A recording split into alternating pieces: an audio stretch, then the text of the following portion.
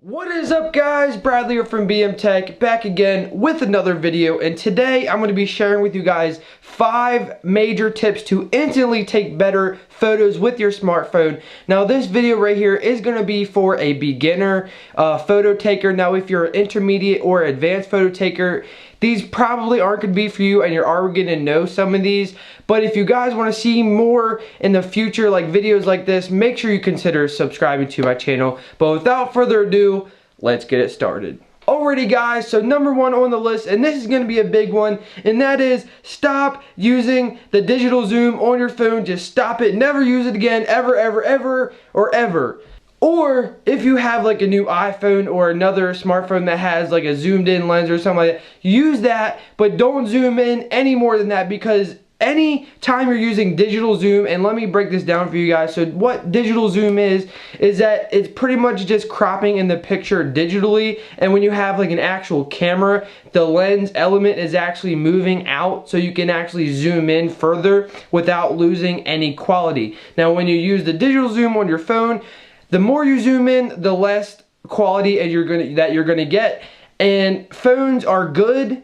Like cameras are getting really good in phones nowadays, but they're not like super duper good. So if you crop in just, slightly, it could damage the quality a lot. So definitely stop doing that. Just get closer if you can. If you can't, I mean, I don't know, just figure something out. Alrighty guys, number 2 on the list, and this is another big one, and I feel like this list right now is just going to be like a whole bunch of do nots, like do not do this, do not do this. And then once you see this, and then you see other people out in the public like taking pictures, and you can kind of tell like if they know what they're doing, if they don't know what they're doing. But this one here is start taking more pictures in landscape mode. Now a lot of people take pictures in portrait, which is up and down, and landscape is left and right, and you can get a lot more in your photo when you do landscapes, and that's just how most photos should be. When you have like a professional camera, most of the time we're going to be taking pictures in that landscape mode. And when you have it up and down portrait mode, that is usually for, what they call it, portraits. So if you're not really doing, taking a picture of a person, or if you are taking a picture of a person, you just want to get more of that background in there, or separate, your subject to your background, definitely use landscape. It is very, very useful, and I use it, and everybody uses it all the time, so definitely do that. That will step up your photo game to about the next level. Step number 3 here, guys, is going to be the rule of thirds. Now, some of you guys may know this, may not know this, but there's an option on most smartphone cameras that you can have a grid up, and what the rule of thirds is that you basically want to divide your picture up into those there's like a top, there's a middle, and a bottom. Now if you're taking a picture, say, of a landscape, you don't want to have the middle horizon just in the middle of the photo. To make it more dramatic and just composed better, you want to have either the horizon on the top line or the bottom line, depending on, do you want to show more detail of the land or the sky. And that's just basically a quick rundown. You can use it for different things.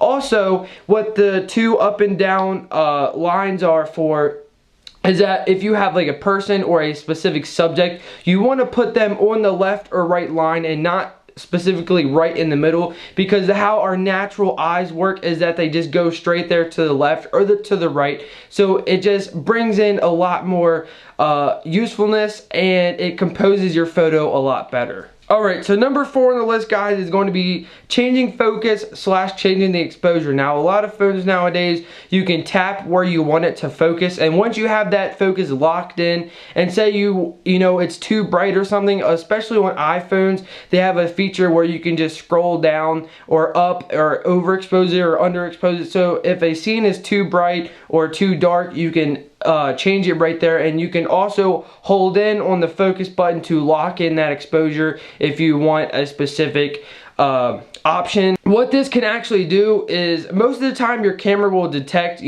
how like well lit the scene is, and it will expose it properly. But say if you're taking a more creative picture, or you say you want this to be specifically a lot bright, or you want it to be a lot darker, then you can actually just draw that down to get more of the shadows out and everything, and you can just like get like deeper blacks most of the time, and it's mostly for those creative photos. So make sure you guys are using that one. Get creative. So last but not least, guys, we got number 5 on the list, and this is probably one of the most important things you can do to your photos after it's done, and that is post-processing. Now, what does that mean? It means editing your photo. Now, I know like a lot of people out there think that if you edit a photo, it's not good to begin with, and that is so wrong.